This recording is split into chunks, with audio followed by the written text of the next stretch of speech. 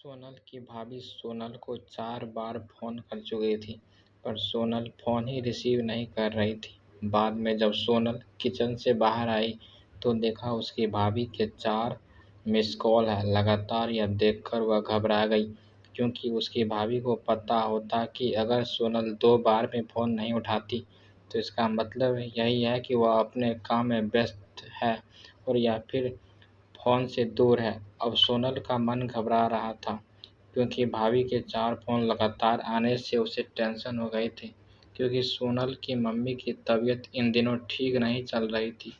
अभी 2 दिन पहले ही सोनल अपनी मम्मी से मायके में मिलकर आई थी। फिर भी सोनल ने हिम्मत करते हुए अपनी भाभी का फ़ोन लगाया और फ़ोन जैसे ही भाभी ने उठाया, तो सोनल को रोते हुए कहा, "दीदी, मम्मी जी हमें छोड़कर चली गई। रात को अच्छे से सोई थी। सुबह आपके भैया और मैंने खूब उठाने की कोशिश की, पर वह नहीं उठी। तब हमने डॉक्टर साहब को बुलाया। फिर उन्होंने बताया कि मम्मी जी अब नहीं रहीं। दीदी, आप जल्दी से घर आ जाओ।" इतना सुनते ही सोनल की आंखों से आंसू बहने लगे। पापा तो पहले ही उसे छोड़कर जा चुके थे और उसकी माँ भी नहीं रही। सोनल तो बिल्कुल बेहाल हो चुकी थी। अब सोनल ने रोते-रोते यह बात सक्षम उसके पति को बताई थी, तो सक्षम ने उसे संभाला और उसे जल्दी से कार में बैठाकर मायके ले गया।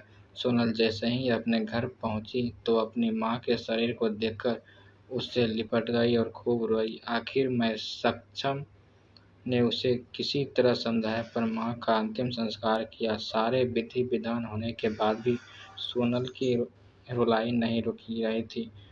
उसे माँ की बहुत याद आ रही थी। तब सोनल ने मौसी ने उसके आंसू पोंछे और उसे संभाला और कहा, "सोनल बेटा, ऐसी दुखी मत हो। दीदी नहीं रही तो क्या हुआ, मैं हूँ ना तेरी मौसी। मेरा घर भी तेरा मायका है। तेरा जब मन करे तब आ जाना अपनी मौसी के पास। वैसे कहते भी हैं तो ना, मौसी मतलब माँ जैसी। बेटी, मैं तेरा दर्द समझ सकती हूँ, क्योंकि तेरे पापा तो पहले ही तुझे छोड़ कर जा चुके हैं और आज दीदी भी चली गई। कहते हैं ना कि माँ के जाने के बाद लड़कियाँ का मायके ही छूट जाता है। यह भाभी तो बस दुनिया को दिखाने के लिए नाम का रिश्ता होता है, क्योंकि मायका तो माँ की होती है।" सोनल भी मन ही मन सोचने लगी कि शायद मौसी ठीक ही तो कह रही है, और वह मौसी से लिपटकर ज़ोर-ज़ोर से रोने लगा और कहने लगी, "क्या मौसी, मेरा भी मायका अब नहीं रहा?" तभी सोनल को भाभी दूर बैठी दोनों की बातें सुन रही थी। पहले तो भाभी ने सोनल को चुप कराया और फिर उसे दिलासा दी।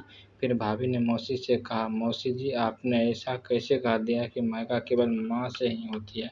मैं मानती हूँ कि माँ का स्थान कोई नहीं ले सकता, लेकिन अभी दादी के भैया भाभी जिंदा है, और जब तक हम दीदी का मायका हमेशा बना रहेगा। मैं पूरी कोशिश करूँगी दीदी को मम्मी जी की तरह प्यार और सम्मान देने की, और दीदी जब चाहे तब यहाँ आ सकती है। यहाँ घर कल भी उनका था, आज भी उनका है और कल भी रहेगा।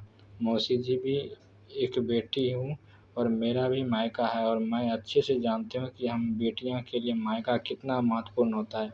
मौसी जी, आप दीदी को अपने घर ज़रूर बुलाइए, पर उन्हें अपने भैया भाभी के प्यार से दूर मत करिए।"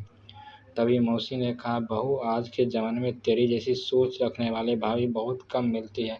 मुझे माफ़ कर दो, मैंने सोनल को गलत राह दिखाई।"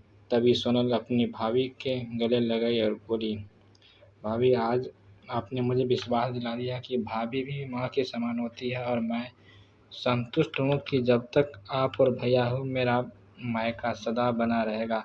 और किसी ने कहा था कि भाभी माँ के समान होती है। आज आपने मुझे इस बात का विश्वास भी दिला दिया। दोस्तों, ज़रूर बताइएगा कहानी कैसी लगी, और अच्छी लगे तो ज़रूर हमें फॉलो कीजिएगा।